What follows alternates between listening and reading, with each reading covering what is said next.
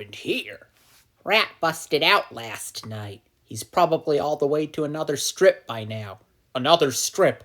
Pig, his inappropriate behavior can be jarringly out of place in another strip. Oh, how bad can it be? Beat it, fatty. She's mine. Where's Rat today? You didn't hear? He busted out of Pearls yesterday. We think he may be hiding in other strips. Aren't the comic police after him? Yeah, we're just hoping they find him before he causes harm to some nice comic strip family. Beat it, Chrome Dome. She's mine. Hey, Pig, it's me, Rat. Rat? You gotta come back to Pearls right now. Everyone knows you're on the run, and you're bound to get caught sooner. Oh, shut up, you whiny coward. I'm not afraid. I can hang out in any strips I want. And besides, George Bush is a fool. George Bush? What's he got to do with anything? How was that? Better. Listen, Rat, you gotta come back to Pearls. You can't just hang out in other strips. Oh, it's better than that, dude. Check this out. I wandered over to Luann, and guess what? Greg Evans was nowhere to be found, so I gave his character some amended dialogue. Rat, listen to me. I'm serious. You cannot write your own dialogue for other comic strip characters. The creators will go nuts.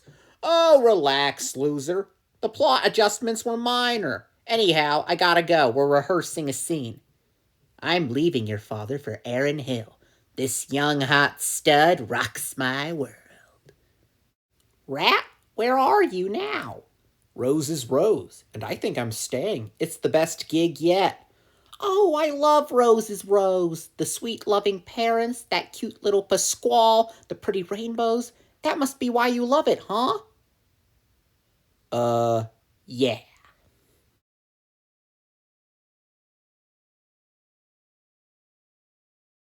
Listen, Rat, you've got to come back to Pearls. Dude, listen. I just ran smack dead into the most blatant case of copyright infringement I've ever seen.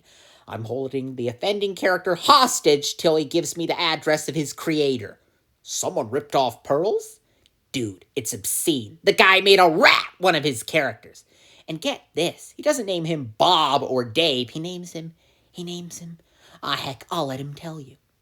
Ratbert. Start talking, Splatbert. Mr. Adams's residence. Yeah, I want to talk to Scott. Now. And who are you? A comics superstar. Zicky, Zippy, or Marmalade? Duke. The Duke of what? It's Marmaduke. You're the Duke of Marmaduke? I take it you don't read the comics.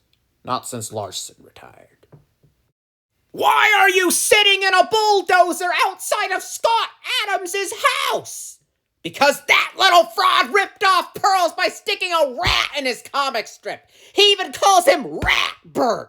So I'm gonna give that skinny little cubicle geek a lesson in copyright enforcement that he won't ever forget. But Ratbert preceded you by at least 10 years.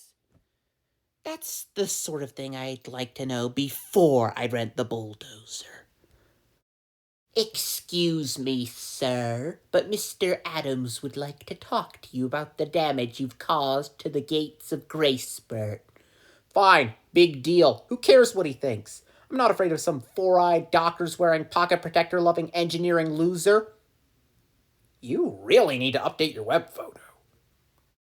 And I really like the time Wally gave the boss an Etch-a-Sketch and... Shut up! Your brown-nosing has angered Mr. Adams. Now you've made him shoot a television. Listen, man, I know you think it was me in that bulldozer, but it wasn't. If you untie me, I'll tell you who it was and bring him to you, I swear. Blah, blah, blah, blah, blah, blah, blah, blah. Mr. Adams says you have 10 minutes to get that person here. Scott Adams? The Scott Adams? The guy who draws Dilbert? You bet I'd love to come to his house. Hiya! Hiya! Hiya! Hiya! I'm sorry, but does Scott Adams always spend the night doing karate moves on his front lawn? Yes, but he stops at sunrise. Then what? Then he eats 6 fried peanut butter sandwiches, gets some pills from Dr. Nick, and sleeps till noon. Hiya! Hiya! Again, Mr. Adams. A message from Pearls Before Swine, Inc. Dear Pearls reader, we interrupt today's scheduled strip to bring you this announcement.